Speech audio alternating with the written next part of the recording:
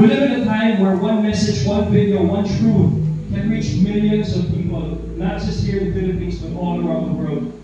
So I encourage each and every one of you to use our socials with as much responsibility and courage and dedication as you can. Whether you wear the uniform, these gentlemen in front, or whether you don't, the ladies in the back.